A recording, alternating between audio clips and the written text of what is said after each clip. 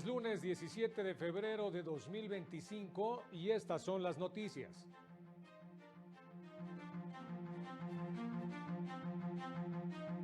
La Corte analizó la constitucionalidad de los requisitos para ser rector de la Universidad Intercultural de Jalisco. El Pleno aclaró que no ordenó a jueces de distrito revocar suspensiones contra la reforma judicial. Es a través del amparo como las personas con discapacidad pueden exigir su derecho a una educación inclusiva. Tribunal Federal Laboral ordenó reinstalar a trabajador de Pemex al constatar violación a sus derechos laborales. Hola, ¿qué tal? ¿Cómo le va? Qué gusto saludarle. Muy buenas tardes, bienvenido, bienvenida a la información jurídica más importante, pero también y sin duda la más relevante de México y de todo el mundo. Soy Oscar González y a nombre de todo este equipo de trabajo les saludamos con mucho gusto. Eusiris Rostro en la interpretación en lengua de señas mexicana. Vámonos con todas las noticias precisamente al edificio sede de la Suprema Corte, donde mi compañero Mario López Peña dio seguimiento a la sesión del Pleno de Ministros de este lunes. Adelante, Mario, con tu información. Muy buenas tardes. ¿Qué tal? Muy buenas tardes. El Pleno de la Suprema Corte de Justicia avanzó en la votación para determinar si invalida de la Ley Orgánica de la Universidad Intercultural de Jalisco el requisito de contar con una amplia solvencia moral para ser titular de la rectoría de esa universidad. Escuchemos parte de los argumentos de la ministra ponente. El proyecto desarrolla que el requisito impugnado trae consigo un alto grado de subjetividad, pues quien realice la valoración de tal exigencia será el que conforme a su entender y determinará si no hay dudas en cuanto a la moral del aspirante y cómo deberá ser la moralidad requerida para dicho cargo. Cabe destacar que el Pleno no realizó la votación definitiva al estar ausentes la ministra presidenta Norma Lucía Piña Hernández y el ministro Jorge Mario Pardo Rebolledo. Una mayoría decidió aplazar la votación, pues con la integración de este lunes cambiaría un precedente en la materia por falta de votos. En sesión próxima, el Pleno tendrá la votación definitiva. Escuchemos argumentos respecto de este tema. Es que, como sucedería en este caso, estamos por esas ausencias yendo contra precedentes y dejando para un caso válida o inválida una norma, pero a la semana siguiente le estamos declarando en otro sentido. Toda vez que lo que se requiere de los tribunales constitucionales es dar certeza en función de los criterios, considero que para el caso concreto es necesario esperar por los precedentes que tenemos de invalidez de este tipo de normas. Al analizar otra acción, el Pleno avanzó en la votación para determinar si invalida de la Ley para la Inclusión y Desarrollo de las Personas con Discapacidad o en situación de discapacidad de Sonora el requisito de contar con nacionalidad mexicana por nacimiento para acceder a la titularidad de la Procuraduría Local de Defensa de los Derechos de las Personas con Discapacidad. Como en el asunto previo y por las mismas razones, el Pleno votará el asunto en sesión próxima. En un tercer asunto, el Pleno analizó la validez de requisitos establecidos en la Ley de Fiscalización Superior de San Luis Potosí para ocupar el cargo de titular del Instituto de Fiscalización Superior. Como en los asuntos previos, el Pleno votará definitivamente en sesión próxima si invalida el requisito de no haber sido condenado por delito que afecte seriamente la buena fama para ocupar ese cargo. Es pues lo que sucedió en la sesión pública de este lunes. Enterados, Mario, muchas gracias y muy buenas tardes. En tanto, la Corte realizó algunas precisiones al asunto que resolvió el jueves pasado relacionado con la reforma judicial. En principio aclaró que analizó los impedimentos que planteó el Tribunal Electoral en contra de 4 ministros, incluida la ministra presidenta, mismos que rechazó. Peticiones que normalmente realizan las partes, nunca una autoridad jurisdiccional, porque son imparciales y no deben tener interés especial en que se resuelva en determinado sentido. Posteriormente revisó si era procedente esta facultad extraordinaria de la Corte para resolver la controversia sobre las suspensiones dictadas por juzgados de distrito en torno a la reforma judicial, y el Tribunal Electoral se pronunció en el sentido de que no debían ser acatadas cuando normalmente, si no se está de acuerdo, se impugna la medida ante un tribunal colegiado de circuito. La Corte determinó que el Tribunal Electoral se extralimitó porque no está en sus facultades pronunciarse sobre el tema de las suspensiones, toda vez que no está en duda que tiene competencia en materia electoral, pero no puede abordar un asunto si no es de su competencia. El Pleno también analizó lo que hicieron los jueces al emitir las suspensiones, por lo que tendrán que revisar las demandas de amparo en lo que es estrictamente electoral. No se instruyó a los jueces a revocar las suspensiones, solo se ordenó que las revisen y se pronuncien. Una vez realizado el engrose y que se notifique la resolución, los jueces contarán con un plazo de 24 horas para revisar las suspensiones emitidas. La segunda sala de la Corte determinó que las autoridades migratorias deben establecer las bases y procedimientos para regular la estancia por razones humanitarias en nuestro país. Al resolver un amparo en revisión, determinó que las personas extranjeras con situación migratoria regular pueden cambiar su condición a visitante por razones humanitarias, en caso de ser ofendida, testigo o víctima de un delito cometido en territorio nacional. En el caso concreto, la sala revocó la resolución de un juez de distrito que negó la protección de la justicia a una persona de nacionalidad hondureña en situación regular que solicitó el cambio de su condición a visitante por razones humanitarias debido a que había sido víctima de un delito en territorio nacional. Ello con el fin de establecer los lineamientos que deben cumplir los migrantes que solicitan el cambio de condición para llevar a cabo dicho trámite. Esta omisión violaba los derechos a la igualdad y a la no discriminación del afectado, a quien se le negó el cambio de su condición a visitante por razones humanitarias. La entrada en vigor de la Ley General de Derechos de Niñas, Niños y Adolescentes cambió el enfoque del Estado en la defensa de los derechos de este sector de la población. En los procesos que involucran a infantes y adolescentes, se debe tener siempre presente el artículo que obliga a garantizar el derecho de acceso a la justicia y su participación en los procesos jurisdiccionales. Sin embargo, la defensora pública Andrea Mariana Frías Ávila reconoció que persiste el problema del adultocentrismo, es decir, que no se quiere reconocer a infantes y adolescentes como sujetos de derechos.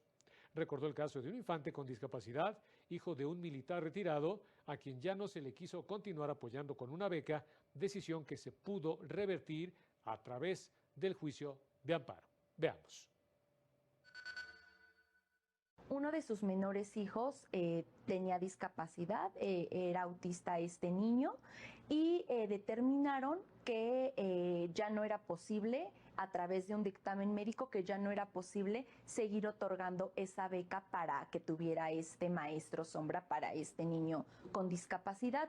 Sin embargo, pues él se fue a juicio de amparo y se determinó que a pesar de que él ya no estuviera en funciones, el Estado le tenía que seguir garantizando este maestro sombra a este niño para tener esta garantía de su derecho a la educación. La Defensoría Pública Federal brinda servicios de asesoría legal gratuita a personas de la diversidad sexual en todo el territorio nacional, en casos relacionados con el matrimonio igualitario, adopción homoparental, reconocimiento de identidad de género y personas beneficiarias de seguridad social. En el último año brindó servicios a 140 personas de dicha comunidad en igual número de asuntos, de los cuales 93 fueron en materia administrativa, 32 civil, 2 en materia laboral y 3 por designación judicial. En todos los casos se garantizó la protección y ejercicio adecuado de sus derechos. El sexto Tribunal Colegiado en materia de trabajo del primer circuito determinó que el artículo 501, fracción tercera de la Ley Federal del Trabajo, que condiciona el derecho de la concubina o concubino a recibir indemnización en concurrencia con otros beneficiarios, a que haya vivido como si fuera su cónyuge durante 5 años previo a la muerte del trabajador, viola los derechos a la igualdad, a la protección de la familia y al libre desarrollo de la personalidad. Explicó que si bien la temporalidad busca dar certeza y seguridad jurídica a una relación de hecho, ello no debe convertirse en un requisito que prive a los concubinos de la protección de la familia, protegido por el artículo 4 constitucional. Este criterio se desprende de uno fijado por la primera sala, que declaró ilegal establecer una determinada temporalidad para reconocer ciertos modelos de familias y otorgar la protección legal y constitucional. Por estas mismas razones, es inconstitucional la disposición de la Ley Federal del Trabajo que excluye de gozar de los beneficios laborales de un trabajador fallecido a la o concubino que no mantuvo una relación mínima de 5 años previo al deceso. Precisó que al conceder una importancia desproporcionada al periodo de cohabitación, se soslayan otros elementos que en determinados supuestos podrían ser relevantes para determinar la interacción de las partes al emprender una relación de hecho. Son en este momento las 3 de la tarde con 10 minutos. Vámonos rápidamente a mensajes y volvemos.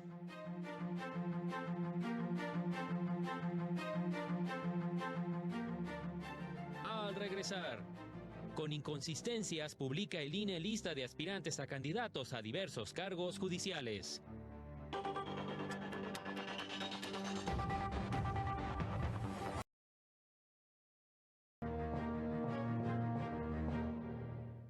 Estamos de regreso, vámonos con más información. El INE publicó las listas de aspirantes a diversos cargos de la elección judicial del próximo 1 de junio. Se trata de las listas que envió el Senado al INE el pasado 12 de febrero y que ahora el Consejo General deberá validar.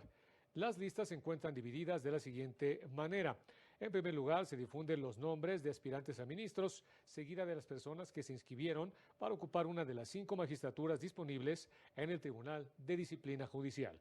Enseguida se enlistan los nombres de aspirantes a ocupar las 2 magistraturas de la Sala Superior del Tribunal Electoral, en donde aún se puede leer el nombre de Gabriela Villafuerte Coello, quien ya notificó al INE que no participará en dicha elección. Posteriormente se enlistan los nombres de aspirantes a ocupar una magistratura en las salas regionales del Tribunal Electoral. Enseguida los nombres de aspirantes a contender por una magistratura de circuito y finalmente los nombres de aspirantes a ocupar un cargo de juez de distrito.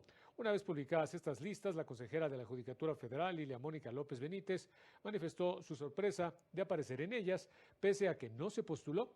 Recordó que presentó su declinación a participar en el proceso ante el Senado, lo que notificó al propio Consejo, reiterando su postura de rechazo a la reforma y al desaseo que últimamente indicó se está registrando.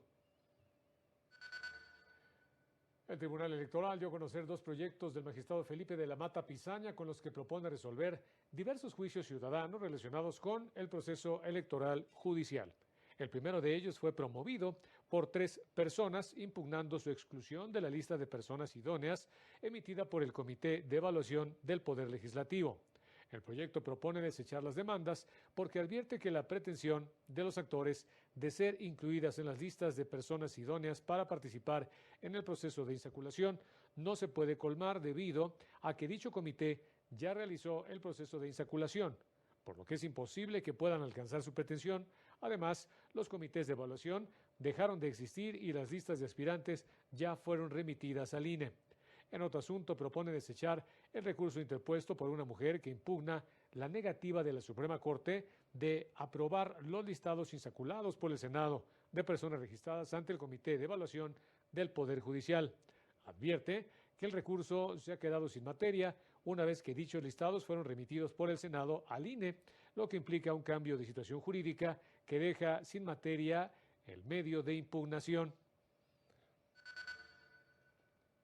La Sala Regional Ciudad de México revocó la resolución del Tribunal Electoral de Tlaxcala, que confirmó el acuerdo del Comité Electoral que aprobó el registro del actual delegado en funciones a una candidatura a la delegación municipal de la colonia La Joya. La Sala indicó que le asiste la razón a la parte actora porque la prohibición de reelección para los cargos de las personas delegadas municipales es conforme a derecho. Argumentó además que el Tribunal Electoral de Tlaxcala no debió asumir la posibilidad de reelección o elección consecutiva en cargos distintos a los mandatados en la Constitución, debido a que el legislador local previó tal limitación para las delegaciones municipales como autoridades auxiliares del ayuntamiento. ya que la limitación de reelección para el caso de personas delegadas municipales en Tlaxcala no es contraria a las disposiciones de la Constitución Federal y tampoco es una restricción irrazonable, innecesaria e injustificada que conlleve como consecuencia la transgresión de algún derecho humano.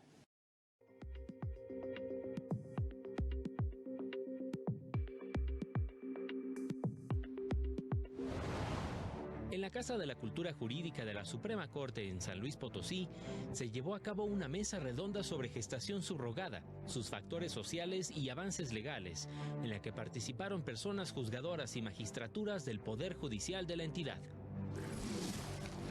El Poder Judicial de Baja California capacitó a periodistas de Tijuana, Playas de Rosarito y Tecate sobre la justicia alternativa, con el objetivo de que informen a la ciudadanía sobre los procedimientos y beneficios de este tipo de soluciones. Esta semana, la unidad móvil del Centro de Mecanismos Alternativos para la Solución de Conflictos del Poder Judicial de Tamaulipas se instalará en Tampico para ayudar a resolver conflictos en temas familiares, civiles, mercantiles, entre otros.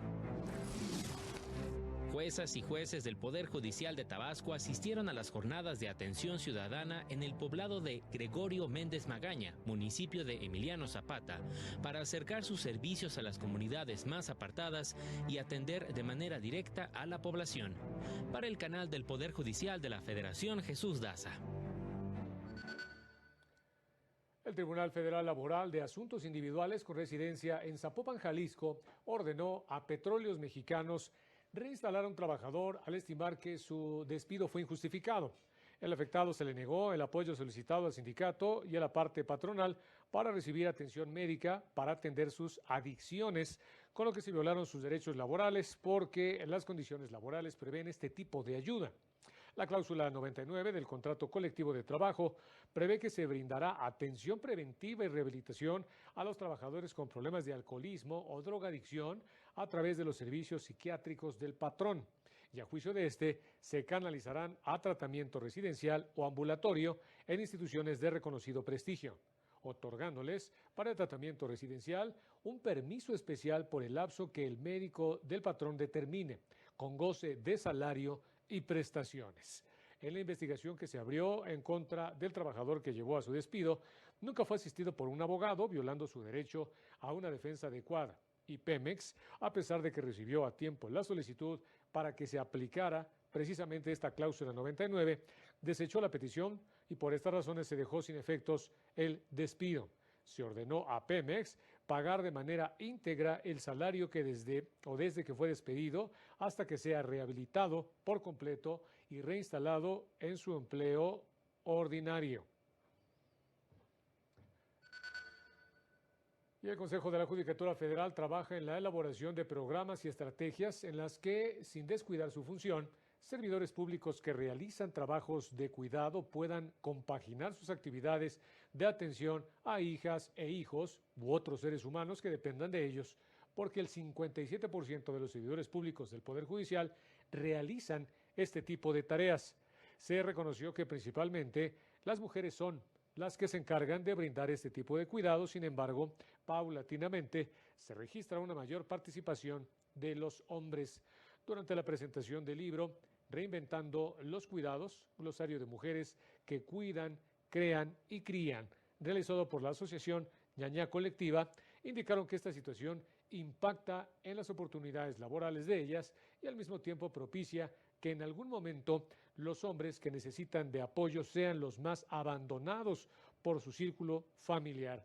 Indicó que las licencias de paternidad, el trabajo y las salas de lactancia son medidas que buscan abonar a compartir los trabajos de cuidados. En cuanto a que, pues bueno, ha habido varios cambios normativos para poder impulsar como la política de corresponsabilidad. Sin embargo, pues nos hemos enfrentado a resistencias culturales y muy específicamente en las licencias de paternidad. O sea, luego recibimos muchísimas consultas donde hoy puedo nada más 5 días de licencia de paternidad, o nada más puedo 10 días, o nada más puedo 20, o bien simplemente no las piden, ¿no? O también hemos visto en entrevistas como de seguimiento, pues que a lo mejor muchos padres no asumen como este rol de cuidado, ¿no? Sino se puede llegar a entender como una vacación. El Colegio de Secretarios y Actuarios de la Judicatura Federal dio a conocer que el pasado 12 de febrero el Pleno del Consejo aprobó el dictamen relacionado con la asignación y adscripción definitiva de plazas a disposición en las residencias de Durango, Durango, Querétaro, Querétaro, Torreón, Coahuila y Zacatecas, Zacatecas. Indicó que ante la omisión del sindicato de atender sus peticiones, se vieron en la necesidad de salir de sus labores habituales para acudir personalmente ante dicho órgano administrativo y gestionar su estabilidad laboral.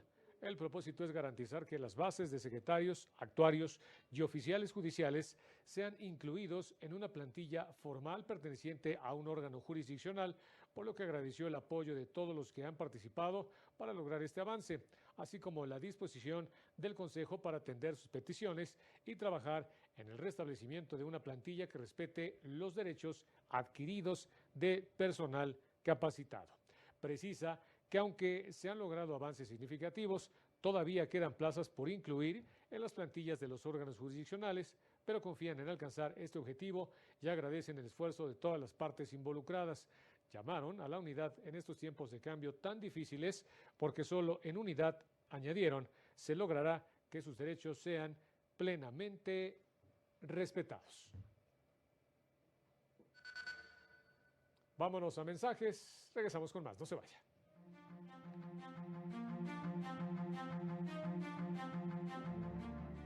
Más adelante, ordenan a la autoridad educativa de la capital del país entregar lista de denuncias por abuso sexual en planteles educativos.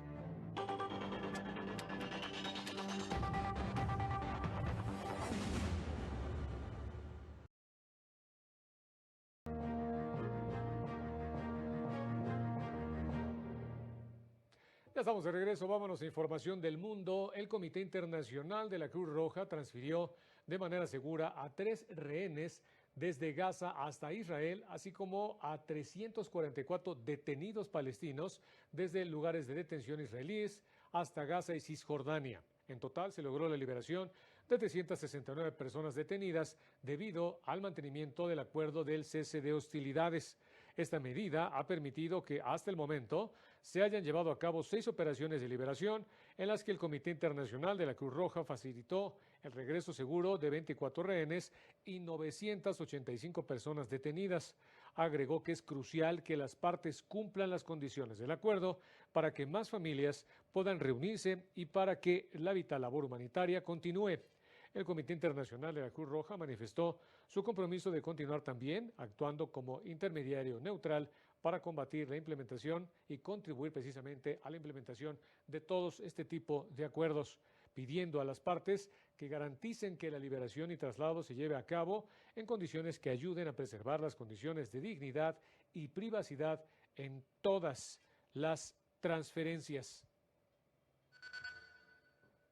La Suprema Corte puso a disposición la obra Estándares de Protección de Derechos Humanos de las Mujeres, herramientas necesarias para la defensa de su participación política, una guía elaborada en conjunto con la OEA y ONU Mujeres. Tiene como eje el estudio de la violencia en diversos contextos y el impacto diferenciado que ésta tiene también sobre las mujeres a través de la recopilación y sistematización de diferentes resoluciones del máximo tribunal. Ofrece una visión de los principales avances y desafíos en la exigencia de los derechos políticos de las mujeres. Brinda también a las personas juzgadoras diversas herramientas para la construcción de una justicia feminista, incluyente y diversa. Puede consultar de manera gratuita en el sistema bibliotecario de la Suprema Corte, ya sea en línea o en la red de bibliotecas. En otro tema, el Fondo de Cultura Económica convocó a participar en el concurso nacional de cartas Te Quiero Decir. Veamos de qué se trata. Estimado señor Buró de Crédito, espero que esta misiva lo encuentre bien y aprovecho la ocasión para saludarlo. Por medio de la presente le informo que me he atrevido a escribirle porque ya no queda más remedio. Ni por un pollito completo, Dios, el diablo o la muerte podrían sacarme de su lista negra como a Macario. Solo usted es quien puede dar remedio a mis infortunios. Se trata de un fragmento de una de las cartas finalistas del concurso Te Quiero Decir, cuyo objetivo es promover entre el público el poder expresar lo que se quiere decir a quien se quiere decir. Nuestra idea fundamental es que cualquier persona que pueda escribir es bienvenida a participar con su carta. No estamos poniendo la atención sin que se desvirtúe o se despiste por ahí la ortografía o la sintaxis. Claro que es importante, pero para nosotras lo más importante es el mensaje que haya. Las cartas elaboradas en no más de 3 cuartillas se podrán enviar hasta el próximo 14 de abril y el premio se entregará el 14 de junio. El concurso básicamente es abierto a todas las personas que vivan en México y que escriban una carta en español. 7 serán los integrantes del jurado encargados de seleccionar 10 cartas finalistas que serán leídas por sus autores durante la ceremonia de premiación. En el marco de este concurso también se llevará a cabo el encuentro Cristina Pacheco, el cual consiste en entrevistas a cargo del periodista Carlos Carraza a representantes de oficios relacionados con la escritura. Y se entregará el premio Ramón Córdoba, en honor al escritor que se le atribuye la frase: "La escritura es el poder decir verdades sencillas de manera hermosa". Para el canal del Poder Judicial de la Federación, Citlali Pérez. El Pleno del INAI ordenó a la Autoridad Educativa Federal de la Ciudad de México buscar y entregar las estadísticas sobre denuncias o reclamos por abusos o tentativa de abusos sexuales en las primarias públicas de la capital. Un particular se inconformó con la respuesta que le brindó la autoridad educativa, quien negó la información bajo el argumento de que no generaba este tipo de estadísticas. El INAI determinó que dicha autoridad omitió realizar la búsqueda en la totalidad, precisamente de sus unidades administrativas, por lo que deberá realizar una nueva exploración y entregar la información al solicitante, incluyendo las estadísticas de primarias con más quejas, así como los nombres de los planteles educativos en donde han ocurrido los hechos. Para proteger a nuestras niñas, niños y adolescentes de cualquier tipo de violencia, especialmente la sexual, se requiere la participación tanto del sector público como del sector privado. Sin ese apoyo mutuo y esa responsabilidad de la sociedad, el objetivo no sería alcanzado y con ello más niñas, niños y adolescentes sufrirían los efectos nocivos de la violencia sexual. Y ya nos vamos, pero continúe en la señal del canal del Poder Judicial de la Federación. Soy Óscar González. Muy buenas tardes. Nos vemos en la próxima.